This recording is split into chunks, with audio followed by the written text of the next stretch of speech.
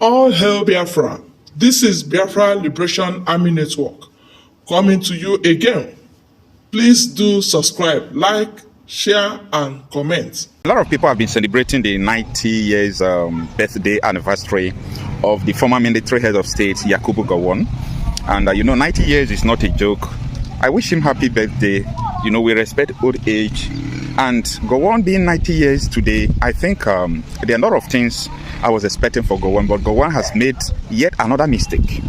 Gowon made another mistake today again. A very big mistake. Now, you see, this man made a lot of mistake to so many things that are causing the hardship pains that we're experiencing in Nigeria today.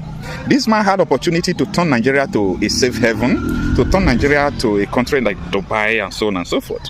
Now, the first mistake Gowon made was Aburi Accord. What happened at Aburi? Time without number, I used to talk about this Aburi because a lot of people who don't read history don't know what transpired in Ghana, Aburi.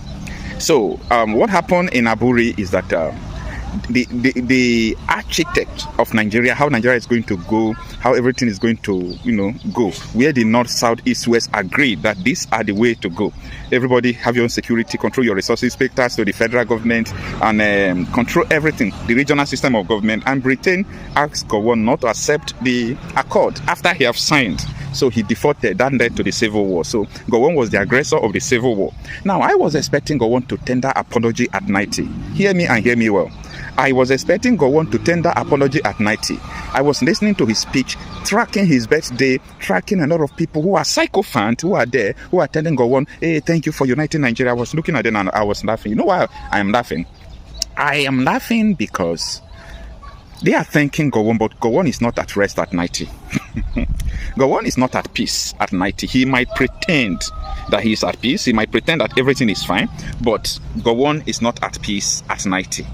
And this is what I mean. You see, if Gowon knew that Nigeria would be like this, Gowon will not violate the Aburi Accord that General Ojukwu and him and with the northern people, the agreement they had. If Gowon knew that Nigeria would be like this, he will not violate that accord. Now, come to talk about the civil war. If Gowon knew that Nigeria would be like this today, do you think he will go into the civil war? No, he will not. So they don't know that this is the way things are going to go. Gowon don't know that Nigeria will turn like this. But now, I think this is a pain of regret. Gowon must have, he must be regretting everything he did. But you see, we keep on living in falsehood. Despite Gowon realizing his mistake, he faced to apologize. He faced to talk about it. And he was talking about other things. That is the reason why every time I talk about, Nigeria, we pay the price of falsehood. We keep on living a false life, a fake life. Not realizing that this life is just one. Anyway, I think the reason why God is keeping Gowon alive, I think he's only one that is still alive among people who sign Aburi Accord and people who are, through aggression go into the civil war. God is keeping him alive because God wants him to see, nature wants him to see the nation Nigeria they fought for. They kill a lot of people, numbering up to 50 million. You see, those days are not social media age where everything they did will just be very, very okay. Those days are not social media age. Now, come to think of it, is this the Nigeria they kill a lot of people for? Is this country that they kill a lot of people because they want to unite this country? What is in this country that people are talking about unity? Which kind of unity are you people talking about? Unity in pain, in despair, unity in kidnapping, unity in frustration, in poverty, abject poverty for that matter? What kind of unity are you people talking about? Gowon must be regretting everything he did against the people that we are living in this country called Nigeria. But the people from the southeast and people who are not from the southeast, it is a genocidal war and it is a crime. I haven't got much to, what I could pay with. And then there were two young Nigerian officers, young officers there then. And I think Shotomi was one of them. And of course, Aremu. Don't you worry, he's Obasanjo there, Obasanjo. And of course, so I had to ask them if they have any money that I can be able to use to pay for my mess bill. And of course, the first one showed to me a very interesting young man. well, said he couldn't make it. He hasn't got anything to, to give. So I asked Obasanjo then, and of course he was able to give me, I think it was about £7 then, 7 British pounds, then. And so I paid my bill. And when my Esther code, of course, came later, I gave it to him. So I took interest in him since then. And to make sure that, he comes, when he comes back back to Nigeria, he should really always try to do the right thing.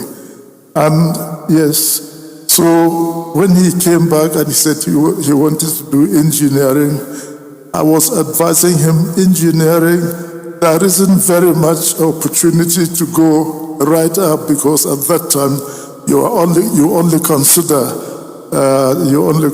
the infantry officers as people that might probably go right up to generalship. So I told him, why don't you go to infantry, and then you can get on faster. And of course, but however, he said no, he's going to remain as a sapper at that time. That is engineering. So that is him, and that was how we came very close with one another right through until today.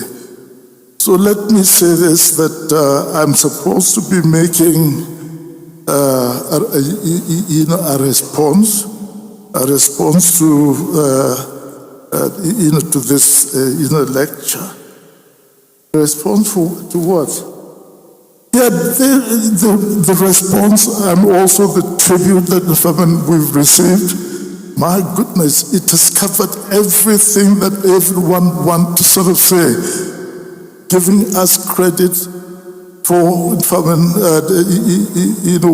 for what has happened in the past. So there is no need for me to say any response to this, other than to say the response is, may I say, and I'm sure all of you will agree, that it is a wonderful lecture that we've had. It contained everything, advice to government, which I will sort of say, all government today, tomorrow, and after, any Nigerian government should listen to that advice that is given. And honestly, with all the contribution also from all the contributors that made tribute today, I think that is my response. And I say just a very big thank you to all of you, everyone that is here, and all those who probably wanted to come but they could not make it. So that is my response for a wonderful lecture. And Grace, Madam, I gave her a new name, Christian her. This was in March this year at Award Foundation. Christian her, I gave her a new name. Well, I thought I was going to be given a ticket for doing that. And I gave her, what name did I give you? Was it Jennifer? I gave you Jennifer. And of course, so today, I sort of say, I know you've forgiven me. I ask you to forgive me for giving you that name. But today, of course, it is Grace. Congratulations and well done for all the support you've been giving him to be able to do what he's been able to do in the African Development Bank and putting it right up there with any international organization And my goodness gracious me, the way he is defending the interest of Africa and doing all he could for Africa, that is great.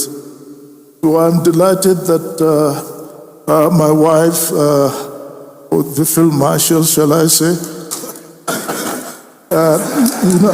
I'm glad that she insisted that the person to come to give the lecture today would be Dr. Akiwume Adesina. And I'm very glad that he was able to do it so brilliantly. Now, do you agree or not? Do you agree that it is an excellent, and that should be my response? Yes. Good, so that we can live. God bless. So thank you very much indeed. And Grace, thank you. Thank you for being such a good partner. Mr. President of ECOWAS, Mr. Toure, thank you very much for giving us the use of your hall for this celebration. God bless you and God bless ECOWAS. Don't be disappointed what has happened recently, the Sahel group. But one thing that I know, they have not yet, no country has broken any diplomatic relations, direct relations with any of these countries. So in a way, they are still part of ECOWAS, in the spirit of ECOWAS. So continue to relate with them and bring them closer for the sake of our region that is doing so well, for which I know you are also helping very much indeed. So thank you all very much indeed. Thank you all for celebrating my 90th birthday. Now may I also wish each and every one of you your happy birthday and future 90th birthday.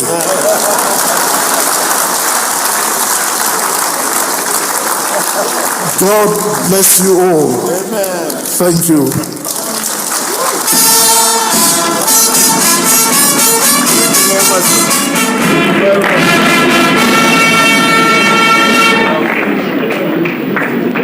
Once